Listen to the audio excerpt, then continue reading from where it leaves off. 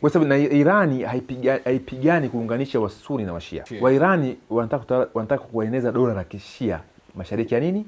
Ya kati. Okay. Na Saudi Arabia anataka pia kutengeneza Wahabisti kutawala maeneo yale pale. Kwa hiyo Uislamu si rahisi kuungana kuwa dola moja. Never and ever. Utawala ambao unainuka sasa si utawala wa Kiislamu. Utawala ambao unainuka sasa hivi ni utawala wa Roman Empire ya kidini sasa. Ingawa ikiwa na kichwa ni cha kidini, lakini mwili ni wa kisiasa. Kwa mujibu wa nabii. Kada Sawagasa anachukua mambo ya Biblia lakini anaficha tu, anatengeneza hoja zake za kizushi ili awapambe Waislamu wampigie makofi kwamba takbir. Hebu nipe andiko hili. Sawa. Kuna swala lingine vile vile limeibuka hapa katikati, hasa kwa upande wa sasa kiimani zaidi. Watu wa imani ya Kiislamu wanaamini kwamba huu ni utawala, yani utawala wa Kiislamu ni utawala wa Mwenyezi Mungu. Kwa hiyo Mwenyezi Mungu anataka arudishe utawala wake kupitia kwa Waislamu, kupitia Irani. Kwa hiyo ni muda sasa wa kama vile ilivyokuwa Ottoman Empire, basi empire nyingine ya Kiislamu inaenda kusimama, kwa sababu anaangalia kama mahusiano ambayo sasa hivi yanatengenezwa kati ya Waislamu wa Sunni ambao Uturuki ndo wanaorganize kila kitu, Muslim Brotherhood inakuja. Kwa hiyo wao wanaona kama ni muda sahihi, na wanasema kwamba kwa sasa Uislamu ndio unaenda kutawala sasa dunia. Utawala wa shetani huu wa kidemokrasia unaondoka, unakuja utawala wa haki, utawala wa Kiislamu. Una mtazamo kama huo? Nani kasema hivyo?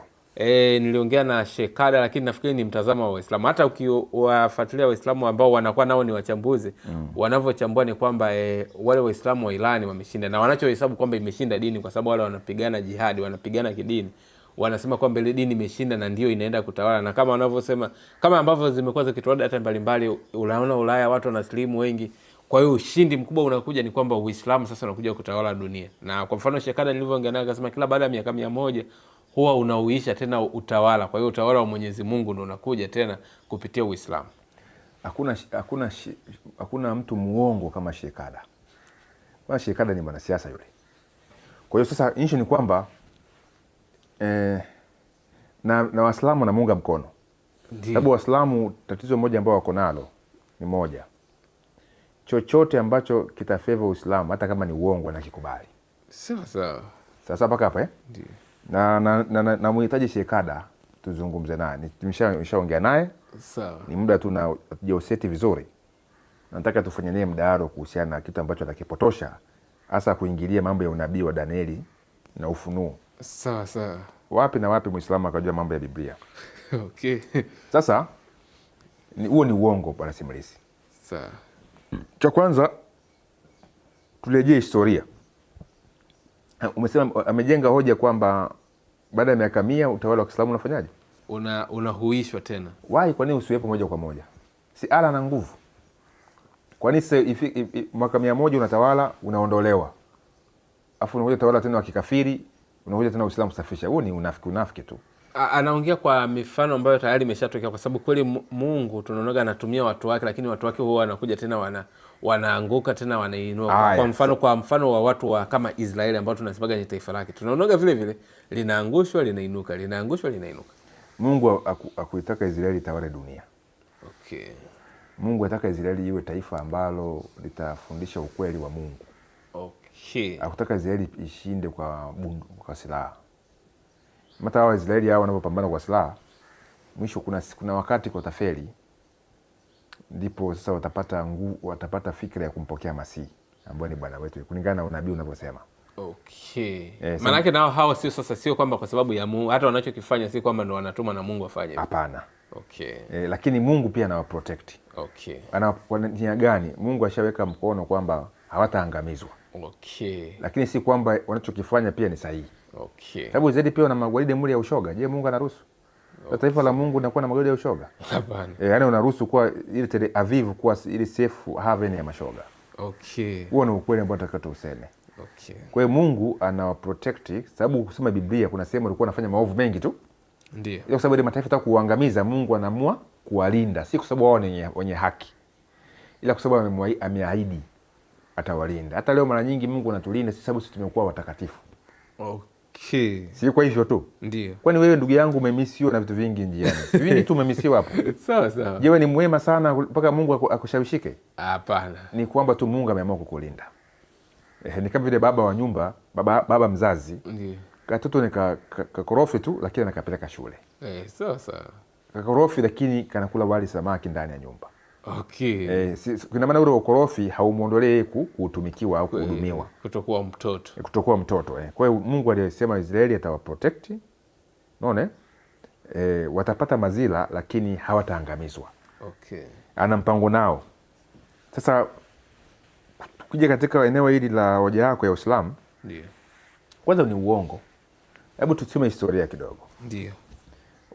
Uislamu, dola la Kiislamu kabisa baada ya Mtume Muhammad, ndio lilianza mwaka wa 632. Okay. Na ilikuwa litawaliwa na wale mahalifa wanne: Abubakari, Umari, Usman na Ali. Okay. Mwaka wa 632 mpaka mwaka wa 661 ule utawala wa mahalifa wanne ukaanguka. Okay. Kihistoria unaitwa Rashidun Khalifate, yaani uhalifa wa Rashidun. Ndio. Sasa hao ukiangalia hata wao kwa wao, Abubakar alitawala miaka 2. Okay. Umar alitawala miaka 10 na akauawa, na aliuawa na Waislamu hao wenyewe. Akatawala Usman, naye akatawala miaka hiyo, naye akauawa na Waislamu hawa. Ndio fitna hiyo, ndio fitna ya kwanza ilikuwa imeanzia pale. Okay. Ndio akaja akatawala Ali, naye akutawala muda mrefu. Ule ukoo wa kina Usman, Umaya, Muawiya, hawakulizika kwamba na kifo cha nani? Usman. Wakasema hawa wa kina Ali, hatutambui utawala wa Ali mpaka wale wauaji wa Usman wakamatwa. Na haikuwa hivyo. Ndio ikaanza vita vikubwa sana kati ya uhalifa wa Ali na ukoo wa Umaya.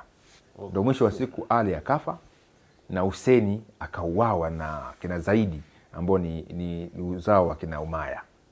Maana leo Washia hawakubaliana, wanaulani utawala wa Umaya. Okay. Kwamba ni makafiri na ni watu wa nini? Wa motoni. Okay. Hapo ndipo Shia na Usuni ukazaliwa. Okay. Sasa mpaka hapo kwa Umaya akatengeneza dynasty, yani nasaba yake ya utawala. Kumbuka wale mahalifa wa kwanza ulikuwa utawali kwa nasaba. Ndio. Kwa Umaya akaunda nasaba ya utawala wake, sawa Ndio. Kuanzia ule mwaka wa 661 akatawala mpaka mwaka wa 750. Sawa. Sasa chukulia mwaka wa 662 mpaka 661 imepita miaka 100? Hapana. Si miaka 30? Ndio. Sasa Umaya akachukua 61 pale, 661 mpaka miaka wa 750 imepita miaka mingapi? 661 mpaka 750. Maanake imepita miaka 90 hivi. 90 Ndio. Sasa Umaya huyo ule nasaba yake ilikuja katika mgogoro mwingine, ikaenda ikajenga msikiti wa Al-Aqsa na Dome of the Rock. Ndio. Pale katika eneo ambalo lilijengwa hekalu la Sulemani. Sawa. Ulikuwa hakuna pale msikiti wa Al-Aqsa wala nini. Ndio akajenga lile jengo. Ndio leo mgogoro huko pale na Waisraeli mpaka leo. Okay. Wanasema Waislamu wajinga wanaona kwamba ule msikiti ulijengwa na Sulemani. Ni katika watu wajinga ambao ni Waislamu wengi. Si wote, wengi. Sasa wasema Al-Aqsa ilijengwa na nani? Na Sulemani. Okay. Si ni akili sitmam, lakini kumbe wanaacha historia nyuma kwamba mwaka 70 baada ya Kristo, Warumi walibomoa lile hekalu. Okay. Ile sehemu ilikuwa kama vile shamba. Okay. Hata Umari anaingia pale Israeli, anaingia pale Yerusalemu mwaka wa 600 na ilikuwa na 36. Sawa? Baada ya Kristo alikuta pale ni shamba, ni takataka tu. Walichokifanya pale walisafisha tu. Unaona? Sasa ndo huyo ukoo wa Umaya ukajenga ule msikiti wa Al-Aqsa na ukajenga ile Dome of the Rock. Okay. Ingawa kuna wakati fulani ishapigwa tetemeko ukaanguka, wakajenga tena. Sawa. Kwa ule msikiti uliisha Dome of the Rock mwaka wa 712, ndipo ule msikiti ulikuwa umekamilika. Unaona? Na mpaka leo unaita tabu nzito mpaka leo, tabu kubwa. Na sasa hivi Wayahudi wameuteka ule msikiti. Okay. Sasa mpaka hapo lengo lao ni kuondoa, kujenga hekalu la tatu. Sasa mwaka wa 750 ukoo wa Abasia ambao una nasaba ya Mtume Muhammad, sawa? Ndio. Ukasema Umaya ni dhalimu, unaona, ameweka watu wake tu, uzao wake katika madaraka, ni fisadi na kadhalika. Wakapigana vita pale Iraki, wakaupindua utawala wa Abasia, utawala wa Umaya. Okay. Sasa tumekubaliana kwamba miaka 90 Ndio. Sasa ukoo wa Abasia ukatawala, ukaunda uharifa kuanzia ule mwaka wa 750 mpaka mwaka 1258. Okay. Sasa mpaka hapo ndio ukapinduliwa na Wamongolia. Ingawa ukoo wa Umaya, huyu maharifa wa Abasia, walipitisha oda ya kuua uzao wote wa Umaya. Okay. Alipoona tu mmoja tu aliakim na kakimbilia kule Spain, ndio akaanzisha uharifa wa Cordoba. Sasa mpaka hapo ndio ambao unakuja kuondolewaga mwaka 1498 na Malkia Isabella na Ferdinand, mfalme Ferdinand. Ndio waliuondoa ule utawala kule wa Spain. Sawa sawa. Tuko pamoja mpaka hapo Tuko pamoja. Sasa mwaka 1258, hebu tupige hesabu, miaka 750 mpaka mwaka 1258 mpita miaka mingapi? Imepita karibu miaka 400 hivi. 500. Utawala wa Abasia unatawala Ndio. Mwaka 1258 wa Mongolia wakaupindua ule utawala pale Iraki. Okay. Baghdad ndio wakamkamata Khalifa, wakamfunga kwenye chumba, alikuwa ni fisadi. Watu wana umaskini mwingi sana, lakini wale mahalifa wana madhahabu ya kutosha. Yule Mongolia akamfunga chumbani yule Khalifa, akamwekea dhahabu, afa kumpa chakula, sema kula dhahabu. Akashindwa, akaomba msamaha, lakini wakamuua. Okay. Na wakachoma ile library ya Abasia Caliphate. Hiyo ndio golden age ya Uislamu ikafanyaje? Ikaporomoka. Abbasid Caliphate ndio iliunda golden age ya Uislamu. Hata hizi hadithi nyingi hizi za Kiislamu hizi ndio za Mtume ziliandikwa wakati wa Abasia. Watu nafikia hadithi ziliandikwa wakati wa Mtume. Ilipita miaka 200 ndio hadithi zikafanyaje? Zikaandikwa. Maana leo kuna kutarafiana katika hadithi. Na bisa wakubaliana zile wengine wanakubaliana hizi, wengine ni machafuko tu. Sababu wa Kristo tuna mambo yetu ya Biblia tunajichanganya, lakini kwa upande sasa niambie miaka 200 ndio hadithi zinaandikwa. Na hao watu wa hadithi, hata kisa cha Aladin. Ndio. Mfano ile Aladin na jini. Ndio soma hicho kitu kwamba jini kuna kile kibirika anataa akafungua kibirika katoka jini. Ndio. Jini kwa namtia Aladin Ndio. Hizo movie. Ndio visa vingi vya majini vilisukwa pale. Okay. Na wale utawala wa Abasia walikuwa ni walevi sana. Kuna mmoja alikuwa akilewa anachana Qur'ani anarusha na mshale namna hii. Okay. Na kile wanashindwa kumkamata sababu ndio khalifa. Alikuwa ni mlevi sana. Sasa hapo mambo kama hayo yalikuwepo. Na si kwamba wakati wote utawala wa Abasia unatawala pale ti kwamba unatawala dunia nzima. Kwa mfano Umayyad Caliphate. Ndio. Ulikuta kuna utawala unaitwa Byzantine. Okay. Empire ama Eastern Roman Empire. Ndio. Walipambana nayo lakini wakafeli. Waliuawa sana na hawa Eastern Roman Empire. Na wakati huo wanafanya hivyo huko Europe kulikuwa kuna tawala za nini? Za kizungu. Okay. Papas ilikuwepo, Papa. French Empire, unaona, ilikuwepo. The whole Roman Empire zilikuwepo. Tuko pamoja mpaka hapo Ndio. Sio kwamba tu Uislamu ulikuwa na ukija huko upande wa mashariki, huko kuna dola za Kihindi, dola za Kijapan, dola za Kichina, kama Tang Empire. Au sio zilikuwepo kule. Sawa sawa. Sasa Uislamu ulikuwa umetawala dunia, Uislamu ulikuwa umetawala pale Mashariki ya Kati na North Africa. Si dunia. Huo ni uongo. Okay. Sasa mpaka hapo Ndio. Sasa wa Mongolia wakaja na Mongolia walijenga bonge la empire. Unafahamu mambo Mongolia Empire, unaifahamu? Ndio. Wajenga bonge nini? Empire. Hiyo China yote walibeba, Korea, huku msemo ya India, huku Kazakhstan, Uzbekistan mpaka huku Eastern Europe. Ndio. Walichukua. Hata sio hao Watatari ambao wako Ukraine pamoja na Russia. Ni wa Mongolia wale. Walikuwa wamechukua mpaka sehemu ya Russia. Ilikuwa ni empire kubwa, ndio ikavunja hiyo Abasia Caliphate. Okay. Sasa mpaka hapo Ndio. Sasa toka Abasia ilianguka mwaka 1258. Ndio ikija baada ya hapo ikija dola ikija Ottoman Empire mwaka 1299. Sasa chukua mwaka 1258 mpaka mwaka 1299 miaka mingapi? Mwaka 1800 mpaka 1200. Okay. Mwaka 1258 ndio mpaka mwaka 1299 miaka mingapi? Okay, kama miaka 40 hivi na 40. Ndio. Imepita mia hapo? Hapo hajapita. Si mbona ni huyu kana ni muongo. Okay. Sasa paka hapo Ndio. Na hiyo mwaka 1299 si kwamba Ottoman Empire ilikuwa tayari imeshakuwa kubwa. Ndio ilikuwa inachipuka. Na wakati inachipuka huku inachipuka kuna dola zingine za Kiislamu zinaitwa Mamluki Caliphate pale Misri. Ndio. Ambayo ilikuwa inatawala mpaka Yerusalemu huku mpaka Syria. Ndio. Kwa Ottoman ilianzia huku Uturuki. Mwaka 1200 ngapi? Na 99. Wakati inainuka pia Roman Empire ilikuwepo, Eastern Roman Empire. Okay. Kwa hiyo Ottoman ilivyokuwa sana nguvu ndio mwaka 1453 ndio wakaivunja nini? Eastern Roman Empire. Ndio wakaichukua Constantinople ambayo leo inaitwa Istanbul. Sawa sawa.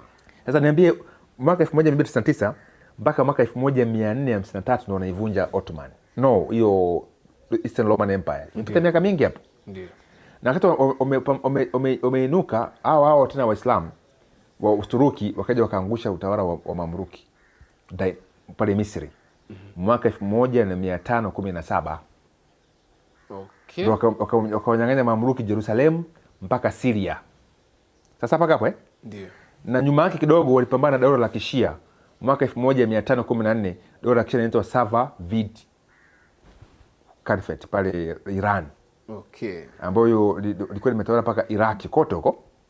Kwa hiyo wakapambana na hiyo vita vikubwa sana wa Ottoman, wakawashinda Washia wa Safavid hao. Tunaelewa vizuri? Nakuelewa. Ndio maana kina Ayatollah walikuja kurudisha utawala wa Kishia wa Safavid au kina Ayatollah. Okay. Kwa maana hao wa Sunni na Washia walikuwa wapambani. Kwa hiyo madola ya Kiislamu yalikuwepo lakini hayapatani. Kuna Washia, kuna dola zingine za Kiislamu ambazo hazipatani. Kwa Ottoman akaja akafanikiwa kuzivunja zile dola akawa ametawala yeye mwenyewe. Lakini yeye akaja akaangushwa mwaka 1917 na Muingereza katika vita vya kwanza vya dunia. Okay. Na mwaka 1924 ikatokea mapinduzi makubwa pale Uturuki wenyewe. Jemedari wa kijeshi Ataturk akampindua sultani na akaangusha utawala wa Kiislamu. Akaingiza utawala wa kisekula. Okay. Ndio Uturuki ikawa leo Uturuki ya hivi, jamhuri ya Kituruki ambayo si ya kidini, ina Uislamu lakini haina utawala wa Kiislamu. Sawa? Na aliondoa azana kwa Kiarabu ikawa inapigwa azana kwa Kituruki. Na akasema kwamba watu wafundishwe Uislamu kwa Kituruki si kwa Kiarabu. Okay. Sasa muona paka hapo. Sasa ukichukua leo Ottoman Empire ilivyokuja, sawa? Ikawa power. Ni miaka zaidi ya 100 ilipita. Ni miaka zaidi ya 200 na kitu. Miaka mpaka 300. Kwa hiyo paka hapo unaona ni muongo. Sasa toka leo Uturuki imeanguka mwaka 1924, sawa? Ndio. Kwa ile kirafa ya Ottoman ilivyoanguka. Si kwamba yenyewe kwa inatawala dunia. Sababu wakati kirafa hiyo Uturuki inatawala kumbuka mwaka 1840, sawa? Ndio. Wa Misri walimpindua sultani. Utawala wa Kituruki pale Misri. Kwa Misri ikawa jamhuri huru nje ya Ottoman Empire. Sawa sawa. Alafu cha kwanza Waturuki wakapigana na Russia. Russia ikapiga sana hiyo Ottoman. Sasa paka hapo ikija ikasaidiwa na Ufaransa, ikasaidiwa na Mfaransa na Muingereza ili sianguke. Maana wao wazungu wanaona kwamba kama Russia itapiga Ottoman Empire itakuwa ina nguvu. Okay. Itasumbua Ulaya. Kwa hiyo ikabidi wamsaidie Ottoman ili amdhibiti nani? Huyu Mrussia. Na kule Mrussia kama ameingia paka Constantinople ichukue. Kwa wazungu kaingilia kwa upande wa Ottoman. Okay. Vita vikamwelemea Mrussia. Ndio wakafanya mkataba wa unaitoje mkataba wa gani? Mkataba wapi? Jina limenitoa kidogo Ndipo sasa Ottoman ikaitwa mgonjwa wa Ulaya. Okay. Iliitwa mgonjwa wa Ulaya kwa sababu ilikuwa ni tegemezi kwa msaada wa Europe. Na mwaka 1917 Ottoman ikajichanganya kaungana na Mjerumani ambao ni adui wa Mwingereza. Okay. No, mwaka 1914 katika vita vya kwanza vya dunia. Kwa hiyo Mwingereza akapambana na Mjerumani, akapambana mu Ottoman, sawa? Ndio. Akamwangusha, akamshinda, akamnyang'anya North Africa. Sababu ile vita ilikuwa pamoja na Mfaransa, ilikuwa upande wa Mwingereza. Ndio. Kwa hiyo wakatumia Waarabu ambao walikuwa chini ya Ottoman, wakaisaliti Ottoman Empire. Kumbuka wao ni Waislamu wote na Wasuni. Sawa sawa. Kwa hiyo wakaidi wale wa Hijazi kule Syria, Lebanon, ndio wakaunda zile tawala ambazo ndio tunaziona leo chini ya Mfaransa na chini ya Mwingereza. Okay. Kwa hiyo ukisikia Middle East ni jina la kikoloni. Si jina la ambalo lilikuwepo zamani, never. Okay. Ni jina la kikoloni. Yaani Middle East ni kwamba waligawanya, ikawa ina Middle East sababu waligawanya kimipaka kati ya Ufaransa na Mwingereza. Mwingereza akachukua ile mandate of Palestina, akachukua na hiyo Saudi Arabia, akachukua na Misri, akachukua pamoja na Iraq. Mfaransa akachukua Syria na Lebanon. Mpaka hapo uko umeichakata. Kwa hizi nchi unazoziona za Kiarabu za Mashariki ya Kati pale ni nchi ambazo zimetengenezwa na Mfaransa na Mwingereza. Sema Israeli itengenezwa mwaka 1978. Hizo nchi zote, hakuna nchi ilikuwa inaitwa Jordan. Jordan imetengenezwa. Hakuna nchi ilikuwa inaitwa Saudi Arabia imetengenezwa. Nchi zote pale zimetengenezwa nao jamaa. Tuko pamoja mpaka hapo Okay. Sasa mpaka hapo ikawa katika machafuko makubwa. Katika machafuko makubwa. Na baadaye sasa zilikuwa zimetengenezwa na mpaka Israeli imepata uhuru kwa taifa. Sasa point ni moja iko hivi.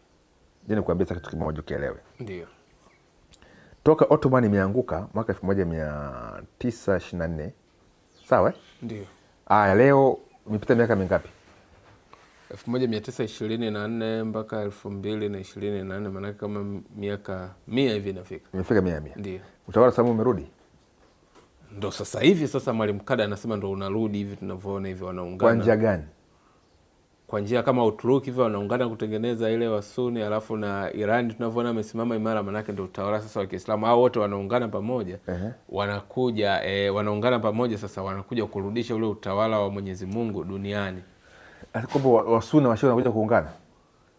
Waislamu wote wataungana kuhakikisha utawala utakao kuna tawala duniani ni utawala wa Kiislamu. Haijatokea bwana simulizi. Washia walikuwepo wakaunda dola ya Safavid. Ile walipigana na Ottoman mwaka 1514. Sawa? Kama ulikuwa ni wamoja, kwa nini usingeungana wakumusha dunia kwa tawala dunia? Walichapana vibaya. Kwa hata sasa Mshia na Msuni, leo Saudi Arabia hawezi kukaa na Msuni na Mshia. Wahabisti. Wakae na Msuni na Mshia. Okay. Hata hapa Tanzania wanaomana kila siku hapa. Okay. Ni ngumu. Kwa sababu nakwambia? Ndio. Doctrine za Mshia na Msuni ni tofauti. Mshia anamuita yule na Bi Aisha. Anamuita Kaaba. Okay. Na huyo Aisha ni mama wa waumini kwa mujibu wa hadithi za Mtume. Sawa sawa. Sasa paka hapo, lakini Wasuni, Washia wanamuita Kahaba. Okay. Kumbuka Aisha aliongoza majeshi Iraq ile kupigana Ali. Bi Aisha. Ingawa Ali akumuua baada ya kushinda ile vita akamrudisha kule Madina. Okay. Sasa paka hapo kwa hiyo Washia wakubali pale wale makhalifa watatu, Abubakari, Umari na Usman. Hao wanawaita ni makafiri. Okay. Na pia Washia hiyo ni kizingiti cha wao kuungana. Inabidi kwanza wakae chini hizo doctrine wakubaliane. Alafu pia Mshia anaruhusu pia kumuingilia mwanamke kinyume na mombi. Okay. Ile Qur'ani 2:228 na Msuni anakataa. Ingawa pia kuna kizungumkuti mno, kuna Washia nao wa challenge wa Suni kwamba kuna maimamu wao nao waliruhusu mambo kama hayo kwa upande wa Suni. Sasa huo mgogoro ni waachie wao. Sasa ila kuna ugomvi mkubwa hata Tanzania unaona ugomvi huo, mgogoro unaoona naona gandia huo mkubwa. Kwa hao kukaa chini kuwa na dola moja la Kiislamu ni ngumu, na ijetokea katika historia umepigana katika historia kuliko unavyofikiria. Okay. Na Washia walianzisha hizi asasi nyingi kama Ashashin, Fatimid. Hizo zilikuwa ni asasi za kuua wale maharifa au wale viongozi wa Kisuni. Ndio. Kwa hiyo hizo history documented zimeshaandikwa hivyo visasi. Kwa sababu na Irani haipigani kuunganisha Wasuni na Washia. Sawa? Wairani wanataka kueneza dola la Kishia Mashariki ya nini? Ya Kati. Na Saudi Arabia anataka pia kutengeneza Uwahabisti kutawala maeneo yale pale. Sasa paka hapo Ndio. Kwa hiyo Uislamu si rahisi kuungana kuwa dola moja. Never and ever.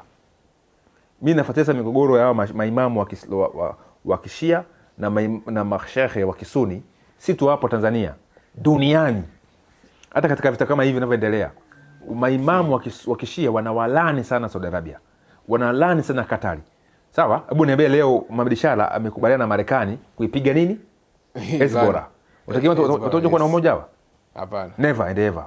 Labda hizi dote nzife, haitakuwa na haitawezekana. Kwa sasa hivi kitu ambacho kinachoinuka, utawala ambao unainuka sasa si utawala wa sijui wa Kiislamu. Utawala ambao unainuka sasa hivi ni utawala wa Roman Empire. Ya kidini sasa. Ya kidini. Ingawa ikiwe na kichwa ni cha kidini lakini mwili ni wa kisiasa. Europe Union inaenda kumpitisha mtu mmoja anaitwa Pope. Na ule mkataba wa Umoja wa Ulaya ulisainiwa pale Vatican. Sasa paka hapa Ndio. Na ulianzishwa na Jesuit of Rome. Ambao utaenda kuinuka tena ukiwa na nguvu kubwa sana ya kutawala nini? Dunia. Kwa mujibu wa nabii. Kada sawaga anachukua mambo ya Biblia Ndio. Lakini anaficha tu, anatengeneza hoja zake za kizushi ili awapambe Waislamu wampigie makofi kwamba takbiri. Sawa. Hebu nipe andiko hili nikuonyeshe kwamba nini ambacho kwa mujibu wa nabii ni mnyama gani, kuna utawala gani ambao unainuka. Sawa. Ukisoma sura ya 12, sura ya 17 kitabu cha Ufunuo, rudi mstari wa 9, mstari wa 8 nisomee. Kuna empire ambayo ni Roman Empire itainuka, mnyama wa zamani ambaye alikuwepo na hakuwepo na tena kuinuka tena kutawala dunia. Ufunuo ngapi? 17 mstari wa 9. Sawa. Ufunuo 17 mstari wa 9 anasema hivi. Hapo ndipo penye akili zenye hekima. Vile vichwa 7 ni milima 7. Mstari wa 8. Yule mnyama uliyemwona aliyekuwako naye hayuko. Naye yuko tayari kupanda kutoka kuzimu na kwenda kwenye uharibifu. Na hao wakaao juu ya nchi wasioandikwa majina yao katika kitabu cha uzima tangu kuwekwa misingi ya ulimwengu watastaajabu wamwonapo yule mnyama, ya kwamba alikuwako naye hayuko naye atakuwako. Unapotiwe? Ndio. Kwa huyu mnyama ndo ataenda kuinuka. Hebu nipe mstari wa 16 hapo. Hapa. Na zile pembe 10 ulizoziona na huyo mnyama, hao watamchukia yule kahaba, nao watamfanya kuwa mkiwa wa uchi. Watamla nyama yake, watamteketeza kabisa kwa moto. Ndio naandiko. Maana Mungu ametia mioyoni mwao kufanya shauri lake na kufanya shauri moja na kumpa yule mnyama ufalme wao, hata maneno ya Mungu yatimizwe. Kumbe mwisho wa siku mnyama ndo anatimiza maneno ya nani? Ya Mwenyezi Mungu. Sio kwa maana ya kuwa mjumbe wa Mungu. Ni kwa maana kwamba utawala wa shetani kupitia mnyama utatawala nini? Dunia. Alafu ndipo Yesu atakuja kuharibu, kwa mujibu wa Ufunuo 19 kuanzia mstari wa 15 au 13 kuendelea. Sawa? Sasa kama kada anasema kwamba utawala wa mwisho utakuwa ni wa Kiislamu, ndio. Basi Waislamu watakuwa ni pati ya mnyama. Maana kwamba wao watakuwa pamoja vile vile na Yesu. Na Yesu naye atakuja. Yaani si lazima hii ndio sasa hivi utatawala Uislamu, lakini si lazima. Inawezekana anakubali kabisa kwamba inawezekana ukatawala Uislamu, ukaja ukatawala tena mwingine, yaani Uislamu kaangushwa, ukainuka tena Uislamu. Wa mwisho kabisa kizima utakuwa ni Uislamu ambao atatawala Uislamu kwanza hujaitawala dunia, huo ni uongo. Nimeshatoa historia hapa. Hapa aje tuongee historia. Uislamu unajua kutawala dunia ni kutawala dunia nzima. Ndio. Matawala yaliyotawala dunia nzima ni Babylon Empire, Persia Empire, pamoja na Alexander the Great, sawa? Ile Macedonian Empire pamoja na Roman Empire. Lakini hizi zingine ni hamna kitu. Sasa moja utawala dunia. Ni utawala sehemu fulani tu ya dunia. Kwa hiyo ina maana hapa mwisho wa siku utawala unaokuja ni utawala wa Roman Empire. Huo utakula dunia nzima. Sasa mpaka hapa utakuwa una utawala wenye nguvu ambao utakaa muda mrefu. Utaingia utawala wa Masihi. Kwa mujibu wa Danieli sura ya 7. Mwisho wa siku Masihi, yani Kristo, ndio ataenda kutawala nini? Dunia. Utawala wake utakuwa hauna mwisho. Okay. Sasa mpaka hapo utaunda falme zote hizi duniani, utakuwa umesimika utawala wa Mungu usiokuwa na mwisho. Kwa hiyo Uislamu ni part ya Roman Empire. Umeona pale Abu Dhabi wamejenga kanisa Katoliki, wamejenga sinagogi, wamejenga na msikiti, kwamba three angles wamepatana kwa mta familia ya Ibrahim. Kwa hiyo mwisho wa siku Uislamu nao utaingia katika utawala wa Roman Empire, sababu Uislamu umetengenezwa na Roman Empire. Okay. Sasa hii itakuwa inachanganya zaidi, kwa sababu kwa wanavyofundisha Waislamu ni kwamba utawala wa Mungu ni utawala wa Kiislamu, na manabii wote waliopita walikuwa wanatawala, yani kama ni utawala wa Mungu unaokuwa unatawala ulikuwa ni utawala wa Kiislamu, kwa sababu sheria zinazofuatwa ni za Kiislamu, unakuwa ni utawala wa haki kwa manabii wote, kuanzia kipindi cha Musa mpaka unakuja kufika kipindi cha Yesu mpaka kipindi cha Mtume Muhammad. Utawala unaokuwa unatawala kama inatawala dini ya Kiislamu ni utawala wa Mwenyezi Mungu. Sasa ukisema part of Roman Empire, kwa sababu empire ya Kiromani ni ya kisecular, tuseme ni ya kishetani au ya kipagani kawaida. Hata Uislamu ni upagani, kwa sababu na Uislamu huje kuwepo kipindi cha kina Musa, huo ni uongo. Musa hajakuwa Muislamu. Sawa? Sababu kuchukua ule Uislamu kama full package yake ukalinganisha na Musa na manabii tofauti kabisa, ni mbali mbali. Na pia Yesu mwenyewe anasema kwamba utawala wake si wa dunia hii. Sasa alimwambia Pilato, sana hukumiwa na Pilato. Ndio. Anasema kama utawala wangu ungekuwa dunia hii, wafuasi wangu wangenipigania. Sasa utawala wa Muhammad ulikuwa ni utawala wa dunia hii, sababu walikuwa wanapiganiwa na wafuasi wake, na hawajai kutawala hii dunia. Sasa utawala wa Yesu ni tofauti na utawala huu. Utawala wa Yesu ni wa kiroho. Sasa paka hapa sawa sawa. Sasa na vile vile ukiangalia ninavyosema kwamba umetawala umetengenezwa na Rumi. Ndio. Muhammad anakuja kutabiriwa na padri akiwa na miaka 12 kule Syria, mtu Bahila, kwamba huyu mtu ana muhuri wa unabii begani mwake. Sawa? Alafu anakuja kumwoa binti wa Kikatoliki, huyu nani anaitwa Khadija. Ndio. Ambaye ni binamu na padri wa Alaka bin Naufa. Ndio. Unasoma kitabu cha wakeze wakubwa na wadogo wa Mtume, utaona kasa Sheikh Farsi anamsifia Khadija kwamba alikuwa ni Mkatoliki mzuri. Ndio. Alafu baadaye ananyigwa kule mbavuni kule miaka 40 kule kwenye pango, anakuja kwa Bi Khadija kwamba nimenyigwa na mashetani. Anamwambia si mashetani hao, wewe ni mtu mzuri, twende kwa padri Walaka. Walaka kasikiliza hoja hili, akamwambia wewe ni mtume wa umma, jibashirie utume. Sasa ukiangalia amezungukwa na mapadri. Na siku zote ninavyoangalia shule za Katoliki, ndio. Ukisoma shule zao, I see wewe unakuwa ni Mkatoliki, hata kama unakuwa ni Muislamu juu na dini zingine, lakini ndani yako lazima uwe Mkatoliki. Wana system sana za kutengeneza watawala wa dunia. Okay. Wana system kubwa sana ya kucontrol dunia kupitia elimu na vyuo. Hata Marekani leo ukiangalia nguvu ya Katoliki imekuwa kubwa sana. Europe wapi, hata kule Warabuni viongozi wengi wa Kiarabu au mfalme wamesoma shule za Katoliki. Okay. Sasa paka hapo kwa Mwarabu huyu Muhammad amechakatwa, amezungukwa na Wakatoliki. Kwa hiyo halikuwa ni Mkatoliki, na Muhammad hakupambana na Wakatoliki. Alipambana na wa Byzantine, Eastern Roman Empire. Ile sura Rumi haiongelei Rumi ya magharibi, Rumi ya mashariki. Okay. Sasa paka hapo Ndio. Sasa kwa point inayokuja hapa katikati, walipigana kidogo, walikosana. Si kwamba hao hawezi kukosana kupambana, hata Waprotestanti hata Waarabu sio shapambana kwa wao kama Waislamu. Sawa? Lakini point inayokuja kwamba leo utaangalia Pope anatembelea nchi za Kiislamu na wanampokea. Okay. Kwa utukufu, na anaingia msikitini, ambao wewe kafiri wa kawaida huwezi kuingia wapi? Msikitini. Yeye anaingia msikitini, anapiga na rakaa. Okay. Sasa paka hata hii rakaa unaona, hii rakaa walitoka kwa Wakatoliki. Kusali hivi. Kutoka unakuwa na sali namna hii. Okay. Nafanya ni mikono hiyo kutoka kwa Katoliki. Kwa Uislamu ni dini iliyochakatwa na Ukatoliki na ikabeba Uyahudi. Ni mfumo uliotengenezwa. Hauna mazala. Ndio maana leo katika fundisho la wafu, kuombea wafu. Kuombea nini? Wafu. Waislamu ndio fundisho. Wakatoka na nini? Fundisho. Kuombea wafu. Hao na aela au na purgatory. Kumwombea mtu kule Mungu ampunguzie adhabu kaburi. Na Wakatoliki wana purgatory, kumwombea mtu ale apunguzwe nini? Adhabu au ndio katika adhabu. Sasa hao walitolewa wapi ile fundisho kama hao hawajatoka kwa Katoliki? Tuko pale mpaka hapo Kwa maana leo ukiangalia fundisho hilo ndio linaunganisha Islam pia na pamoja na Katoliki. Hawachekani pale. Lakini Musa ana fundisho hilo, Nabii Musa kuombea wafu. Yesu ana fundisho la kuombea wafu. Ama manabii hawana mafundisho ya kuombea nini? Wafu. Ni wao tu wana mafundisho ya kuombea wafu. Wanaendana katika doctrine hiyo ya kiroho. Okay.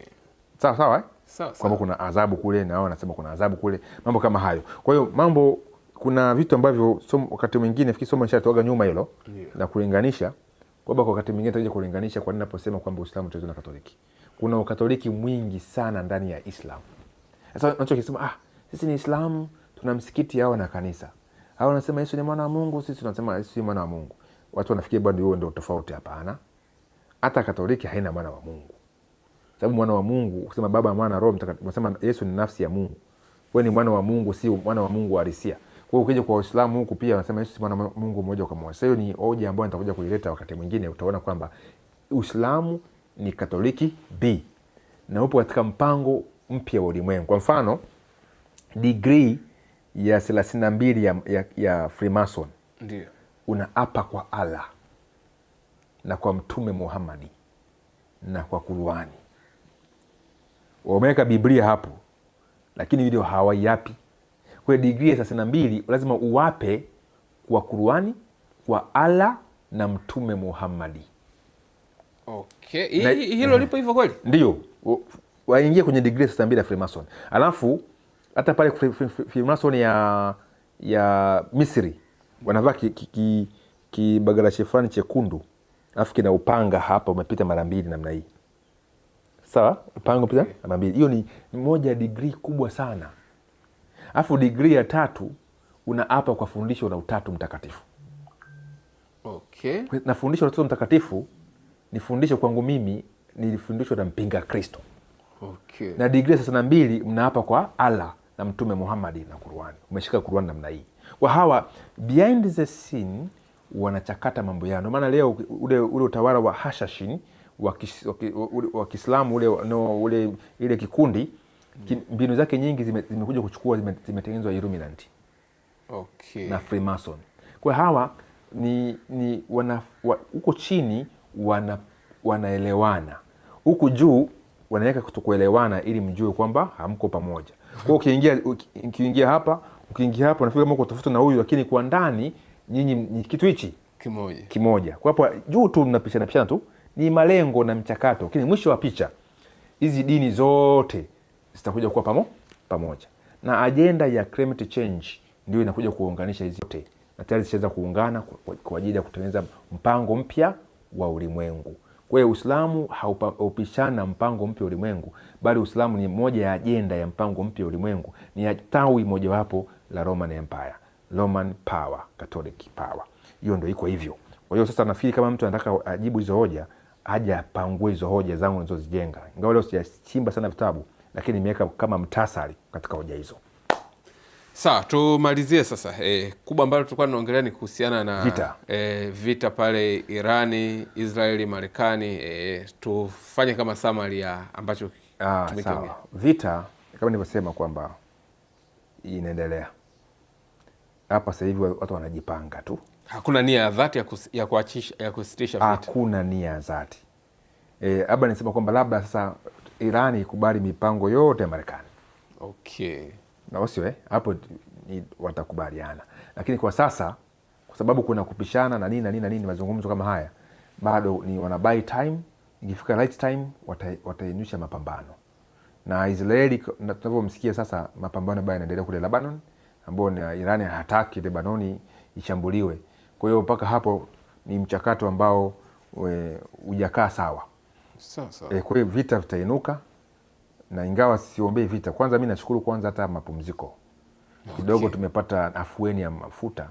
Ingawa sijui kama hapa kwetu bado kuna kizungumkuti, lakini kuna nafuu, dunia imepata nafuu kidogo. Kwa hiyo huu pole naweza kusema Mungu ana control kwamba haruhusu sana haya mataifa yapigane moja kwa moja. Bado anajali watu wake, anaweka mkono, lakini siku Mungu akitoa mkono, naamini dunia itaingia katika machafuko makubwa sana. Maana mataifa mengi na hasira na uchungu wa kivita. Kwa hiyo sasa hivi ni mapumziko, ni kama vile umeenda kwenye soka ndio. Ni half time. Okay. Half time. Huko wanajipanga upya nini, wanamkosoana wao kufanya vizuri, nini kaa hapa, tumtoe huyu aingie hapa. Kwa sababu wanapangana ili baadaye tena warudi katika mchakato na mapambano makubwa. Lakini tusiombee vita bwana Simbris. Sawa. Vita si nini? Vita si kitu kizuri. wala tupasi kuwa washabiki wa hizi vita, kwa sababu maisha ya watu yanaumizwa na kadhalika. Hebu fikiria kama Tanzania tunapigana vita, kuna watu kwa wanashabikia kwamba Tanzania inapigana na Kenya au na nchi gani, kwamba sasa tunapigana, watu wanauana, sema niko upande wa Kenya, niko upande wa Tanzania. Ndio Ambao wanaumia ni wanawake na watoto, na uchumi unavurugika. Kwa hiyo mambo ya vita si mazuri kabisa, lakini sasa dunia ndio iko hivyo. Dunia toka anguko la Adam na mkewe Hawa haijai kutulia, ni mapambano. Kwa hiyo haya mapambano yataisha wakati ambao utawala wa Masihi utakuja kuwa umetawala. Vita havitainuka tena, kwa mujibu wa Isaya 11 anasema hata wanyama baada ya utawala wa Masihi kusimama, hata simba atakaa na mwanakondoo. Mtoto mdogo atacheza katika shimo la nyoka, ile inaitwa cobra fila, unaona pamoja na mbwa mwitu atakula na pamoja na mwanakondoo. Kwa hiyo itakuwa ni utawala, ni dola ambalo litakuwa lina amani kuanzia wanadamu wenyewe, dola litakuwa lina amani mpaka kwa wanyama, mpaka viumbe vyote. Itakuwa ni utukufu wa Mungu, paradise. Hakuna magonjwa, hakuna vifo. Hapo ndipo vita havitainuka tena. Ila kwa sasa tusitegemee amani kwa mataifa kama Marekani, amani taifa kama la Marekani, amani kama taifa la Israel na mataifa mengine. Hakuna amani kwa wabaya, hakuna amani. Vikao vya amani viko maelfu viko documented katika Umoja wa Mataifa, lakini hakuna wakati amani ya kweli imesimama. Mpaka mfalme wa amani asimame, Bwana Yesu Kristo. Huyo ndio mfalme wa amani, maana alikuja kutengeneza utawala wake bila upanga. Utawala wake alitumia maneno ya Injili tu, watu wakamwamini, na ukimwamini moyo wako unakuwa mwepesi, unajikuta una roho njema ndani yako kwa kiroho. Sasa hao ndio anawatafuta sasa, anawatengeneza katika mazingira, wakishapokuwa wengi ndio watakuja kusimamisha utawala pamoja nao. Ila wale ambao wanakataa amani ya Kristo, basi hao wataenda kuangamizwa na nafasi yao haitakuwepo hapo. Mungu akubariki na Mungu ambariki msikilizaji hapa. Mimi ni Jeff Masawe. Namba yangu ya simu ni 0757 722557. Unaweza ukanitafuta tukateta kidogo, kama wewe unapenda sana mafundisho yangu, unapenda uchambuzi wangu na kadhalika. Mimi ni mchambuzi wa mambo kama haya, lakini sichambui kwa nia mbaya ya kuangamiza. Bado kuna nia ya Kristo ambayo inatakiwa ionekane kwa watu wote kulingana na mazingira ambayo tuko nayo. Shalom, shalom, bye bye. Sawa, kama tembelea channel yetu kwa mara kwanza, tafadhali subscribe ili kwanza upate kila video tunakuwekea. Asante.